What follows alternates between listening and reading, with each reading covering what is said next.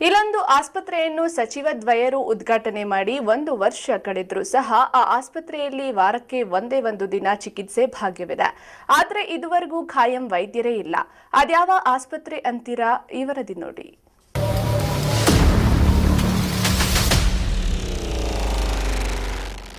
ಹಿಂದೂ ಭಾವೈಕ್ಯತೆಯ ಶ್ರದ್ಧಾ ಕೇಂದ್ರವಾದ ಚಿಂತಾಮಣಿ ತಾಲೂಕಿನ ಮುರುಗಮಲ್ಲ ಗ್ರಾಮದ ಹಜರತ್ ಅಮ್ಮಾಜಾನ್ ಬಾಬಾಜಾನ್ ದರ್ಗಾ ಸಮೀಪವೇ 1 ವರ್ಷಗಳ ಹಿಂದೆ ಸುಮಾರು 2 ಕೋಟಿ ವೆಚ್ಚದಲ್ಲಿ ದವಾದುವಾ ಎಂಬ ಆಸ್ಪತ್ರೆ ನಿರ್ಮಾಣವಾಗಿತ್ತು.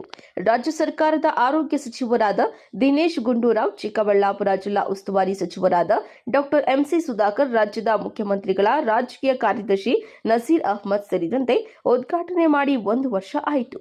ಆದರೆ ಈ ಆಸ್ಪತ್ರೆಯಲ್ಲಿ ವಾರಕ್ಕೆ ಒಂದೇ ಒಂದು ದಿನ ಚಿಕಿತ್ಸೆ ಭಾಗ್ಯ ಲಭ್ಯವಾಗುತ್ತಿರುವುದು ದುರಾದೃಷ್ಟಕರವೆಂತಲೇ ಹೇಳಬಹುದು.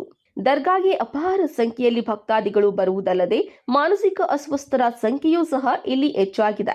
ಅವರಿಗೆ ಉತ್ತಮ ರೀತಿಯಲ್ಲಿ ಚಿಕಿತ್ಸೆ ನೀಡಬೇಕೆಂಬುದು ಸರ್ಕಾರದ ಉದ್ದೇಶವಾಗಿತ್ತು. ಆದರೆ ಸರ್ಕಾರದ ಉದ್ದೇಶ ನೀರು ಪಾಲಾಗಿದ್ದು ಸುಮಾರು 2 ಕೋಟಿ ರು ಹಣ ಖರ್ಚು ಮಾಡಿ ಆಸ್ಪತ್ರೆ ಆರಂಭಿಸಲಾಗಿದೆ.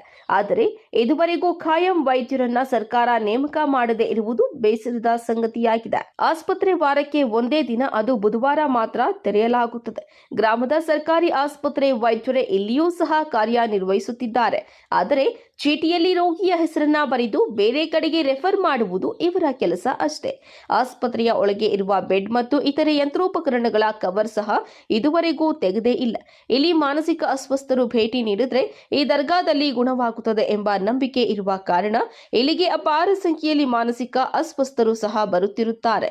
ಈ ಕೂಡಲೇ ಸರ್ಕಾರ ಗಮನ ಹರಿಸಿ ಆಸ್ಪತ್ರೆಗೆ ಖಾಯಂ ವೈದ್ಯರನ್ನ ನೇಮಿಸಿ ಆಸ್ಪತ್ರೆಯ ನಿರ್ವಹಣೆ ಮಾಡಬೇಕೆಂದು ದರ್ಗಾಗೆ ಬಂದ ಭಕ್ತಾದಿಗಳ ಅಭಿಪ್ರಾಯವಾಗಿದೆ.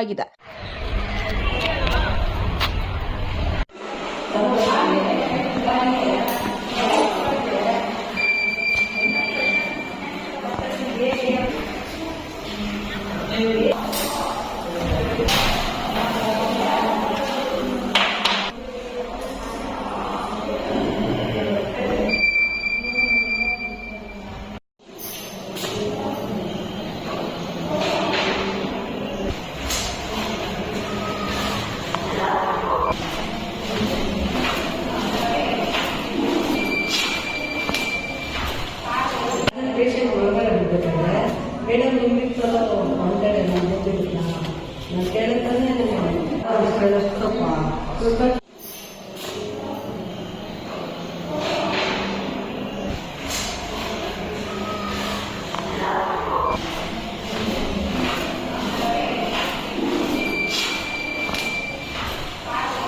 ಇಸ್ಲಾಂ ಪಾಷಾ, MMTV ನ್ಯೂಸ್, ಚಿಂತಾಮಣಿ.